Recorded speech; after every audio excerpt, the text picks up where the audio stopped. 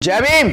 न इश्क न मोहब्बत न आशिकी का शौक करते हैं, न इश्क न मोहब्बत न आशिकी का शौक करते हैं। हम तो बाबा साहेब के दीवाने यारों, बस उन्हीं से प्रेम करते हैं। न बीड़ी न सिगरेट न दारू के नशे में चूर है, न बीड़ी न सिगरेट न दारू के नशे में चूर है। हम तो बाबा साहेब के दीवाने यारों, बस जय भीम के नशे में चूर है। इंसान कहूं, भगवान कहूं या फरिश्ता कहूं उसे, कि इंसान कहूं, भगवान कहूं या फरिश्ता कहूं उसे, जिसने पशुओं से बदतर लोगों को इंसान बना दिया साथियों, इंसान बना दिया साथियों। कौन कहता है कि किसी से मोहब्बत नहीं हमें, कि कौन कहता है कि किसी से मोहब्बत नहीं हमें।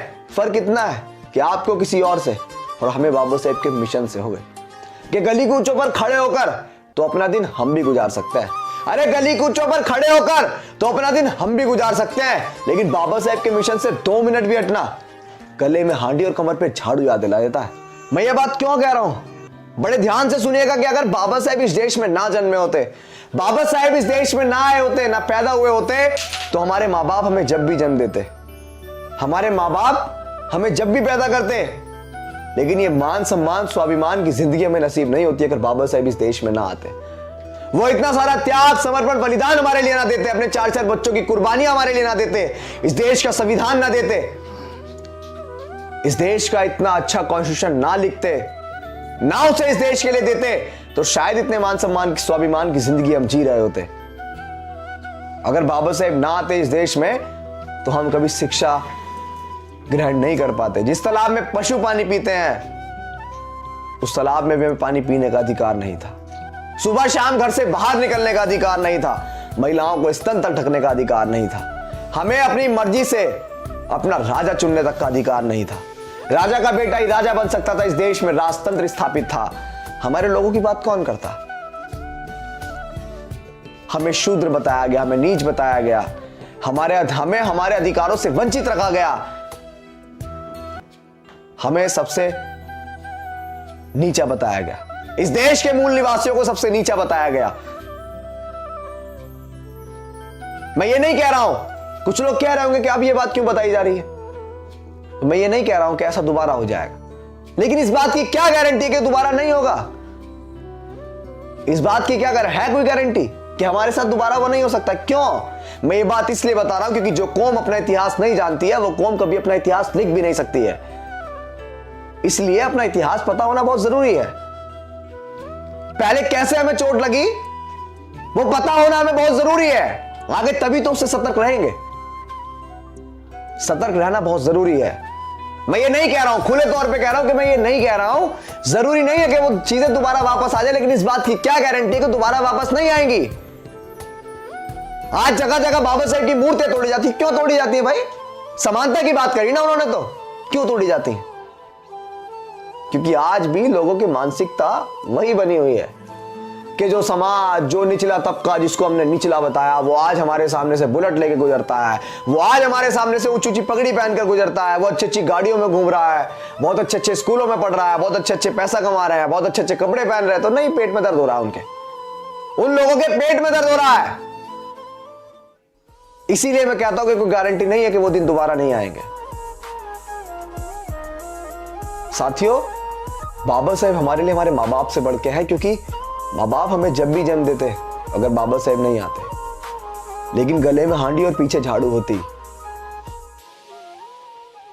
वर्ण भेद की जो चीजें थी जुबान से कहने पे जीभ काट दी जाती थी, अगर सुन लेते थे तो कानों में शीशा पिघलाकर डाल दिया जाता था। वो पीड़ा आप महसूस कीजिए, हमारे महापुरुषों ने वो पीड़ा सही, जिनके हम वंशज हैं, उन लोगों ने ये पीड़ा सही, और बाबा साहेब ने उसी को अपने त्याग समर्पण बलिदान, अपने 4-4 बच्चों की कुर्बानियां देकर, अपना सुख चैन उसको त्याग कर हमें ये सारी चीजें जो आज हम जिनका सुख भोग रहे हैं ना, वो सारी चीजें आज हमें मिल पाई, इसी वजह से मिल पाई।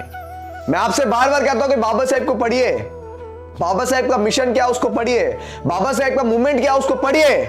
पढ़ना बहुत जरूरी है। जब तक आप अपना इतिहास नहीं जानेंगे, जब तक आप कुछ नहीं कर सकते हैं। कैसे पता लगेगा आपको कि हमारे महापुरुष किन किन पीड़ाओं के साथ जिए? कैसे पता लगेगा आपको? जब आप अपना इतिहास पढ़ेंगे। अपने बड़ों से सीखिए कि कैसे कैसे होता था पहले, कैसी कैसी चीजों का सामना करना पड़ता हमें। नौजवान साथियों से कहना चाहूंगा कि जो चीजें आज आपको बहुत अच्छी लग रही है कल को बहुत दुखदायक होंगी। मैं इस बात को बार बार बोलता हूं, वो इसलिए बोलता हूं कि बहुत बड़े लेवल पे युवा जाग रहा है, लेकिन बहुत बड़े लेवल पे आज भी युवा सो रहा है। बहुत बड़े लेवल पे आज भी युवा भटका हुआ है, आज भी युवा मानसिक गुलाम है। आज भी युवा उन लोगों के झंडे डंडे उठा रहा है जिन लोगों ने हमेशा हमारे साथ शोषण अत्याचार किया। मैं किसी जाति के खिलाफ नहीं हूं, मैं किसी धर्म के खिलाफ नहीं हूं, लेकिन मैं उन लोगों के खिलाफ हूं जो लोग आज भी जाति उत्पीड़न करते हैं, जो लोग आज भी जाति के नाम पर बहन बेटियों के साथ बलात्कार करते हैं। मैं खिलाफ हूं उनके और खुले तौर पे कहता हूं। तो जो लोग इस व्यवस्था को बदलना चाहते हैं वो साथ आए। जो लोग बाबा साहेब के संघर्ष को वाकई समझते हैं वो लोग साथ आए, इस मूवमेंट का हिस्सा बने, बाबा साहेब के मूवमेंट का हिस्सा बने। अपने गांव, अपने शहरों से, अपने गली मोहल्ले, घर घर में बाबा साहेब को पहुंचाएं, उनके संघर्ष को पहुंचाएं, उनके बलिदान त्याग को पहुंचाएं हमारे महापुरुषों को। कैसे ये सारे अधिकार मिले हमें? ये सारी चीजें आपको घर घर तक पहुंचानी पड़ेंगी। जो त्याग बाबा साहेब ने दिया, हम ये नहीं कह रहे कि वो त्याग आप दीजिए, लेकिन जिन्होंने कुर्बानियां दी उनकी कुर्बानियां घर घर तक हमें पहुंचानी पड़ेंगी। किसके लिए दी वो कुर्बानियां? हमारे लिए, ताकि हम अपना ऐशो आराम से जीवन व्यतीत कर सके, इसलिए दी। लेकिन आज विरोधी हमारे ऊपर वार से वार किए जा रहा है, लेकिन हम लोग नहीं बोल रहे, चुपचाप हैं। हम लोग कार बने बैठे हैं। वो लोग शोषण कर रहे हैं और हम लोग शोषण सह रहे हैं। गलती उनकी नहीं है, उन्हें आदत है, वो शोषण करते हैं सदियों से, लेकिन हम लोग मुंह तोड़ जवाब नहीं देते हैं। कब तक रहेंगे शोषण? कब तक सहेंगे? कब तक? इंडियन कॉन्स्टिट्यूशन हमें समानता का अधिकार देता है, इंडियन कॉन्स्टिट्यूशन हमें अभिव्यक्ति की आजादी देता है। अगर हम कुछ कहते हैं कोई, तो क्या चल रहा है देश में मुझे बताने की जरूरत नहीं है खुले तौर पे। मैं बार बार कहूंगा कि मैं किसी जाति के खिलाफ नहीं हूं, मैं किसी धर्म के खिलाफ नहीं, लेकिन जो लोग जाति उत्पीड़न करते हैं मैं उन लोगों के खिलाफ हूं। और इसीलिए अपने समाज के लोगों से कहता हूं, इसीलिए सभी से कहता हूं कि इस देश में समानता के लिए काम कीजिए, इस देश में प्रेम प्यार भाईचारे के लिए काम कीजिए। आज जाति की वजह से भाई भाई का गला काट रहा है। सोने की चिड़िया जो भारत था, आज वो टुकड़ियों में बट गया है। हर व्यक्ति अपने अपने वर्चस्व की लड़ाई लड़ रहा है। कमाल हो रहा है भाई। एकता, यूनिटी वो पावर है। आप अपने देश को अच्छा बनाइए। आप ये मत सोचिए कि सिर्फ मैं अच्छा बन जाऊं, मैं अच्छा बन जाऊं। देश को अच्छा बनाइए। देश कब अच्छा बनेगा? जब हम यूनिटी में रहेंगे, पावर के साथ रहेंगे। और जो दूसरे देश हैं उनको अपनी ताकत दिखाइए, अपना प्रेम प्यार भाईचारा दिखाइए। क्योंकि बाबा साहेब भी एक बात कह के गए, देखिए सुनिए, जो लोग हमारे ऊपर शोषण अत्याचार करते हैं ना, मैं बहुजन समाज से कहना चाहूंगा, बाबा साहेब क्या कह गए? बाबा साहेब क्या कह गए कि मैं समानता की बात करता हूं, लेकिन बाबा साहेब ये भी कह के गए कि जब आप लोग कास्टिज्म खत्म ना कर पाए तो अपनी कास्ट में इतना गर्व करना कि लोग जल के जाति खत्म कर दे, लेकिन जाति खत्म हो। जब तक इस देश से जातिवाद खत्म नहीं होगा, जब तक जातीय उत्पीड़न खत्म नहीं होगा।